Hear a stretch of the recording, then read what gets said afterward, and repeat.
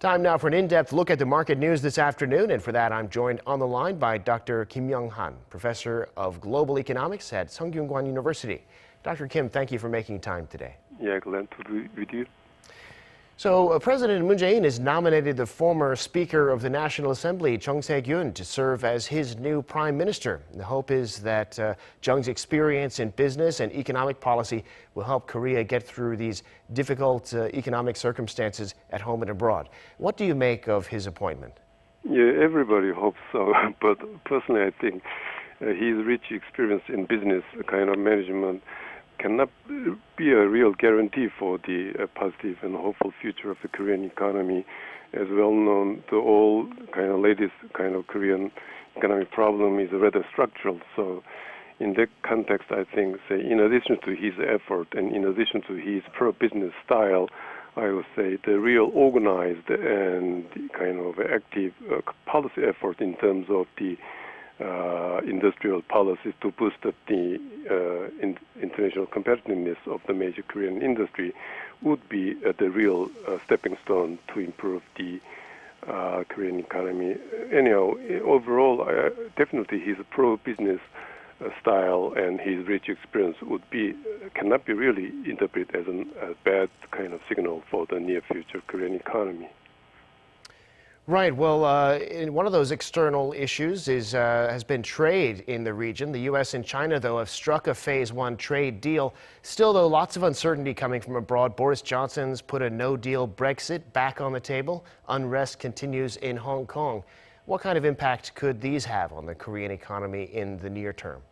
Yes, as you mentioned, even if United States and China has announced that they had reached a deal, but still that the so-called mini deal has lots of loopholes. Say even in the biggest points they announced, there is a kind of $160 billion kind of Chinese promise to import U.S. agricultural products.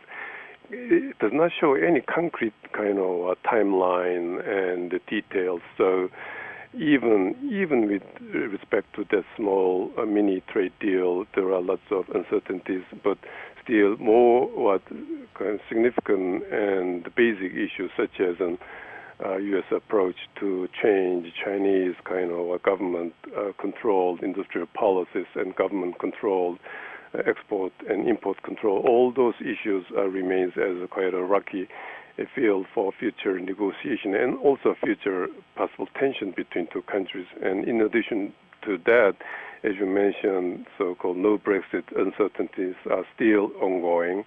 So with these increasing international uncertainties, we can say the only way for Korean economy to solidify for the possible stable future would be to seek the real technological market power and market leadership. Otherwise, as long as Korea remains as just a kind of what keeps the marginal competitiveness in those major industries, all these uncertainties might be a real serious threat. So I think the urgent issue for Korean economy is to make more organized efforts to retain and recover technological market leaderships. Korean exports going up next year, though, according to industry. We hope so, but who can say? Indeed. We have to see the result. Yeah. Yeah, and the Bank of Korea is projecting inflation next year going up also to around 1%. Of course, it's been much lower than that this year, around 0.4%, and far from the target of 2%. So, Dr. Kim, what's your outlook on inflation?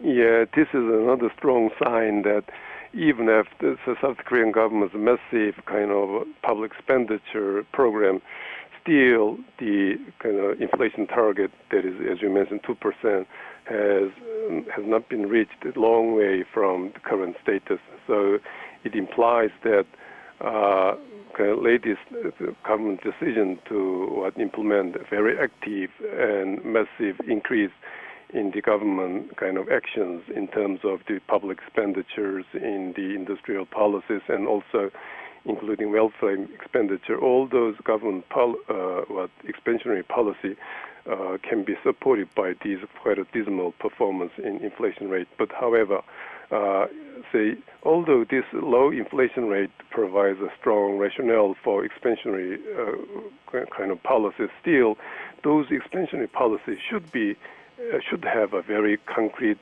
kind of and explicit goals, especially in terms of its kind of concrete and material plans to improve the industrial competitiveness.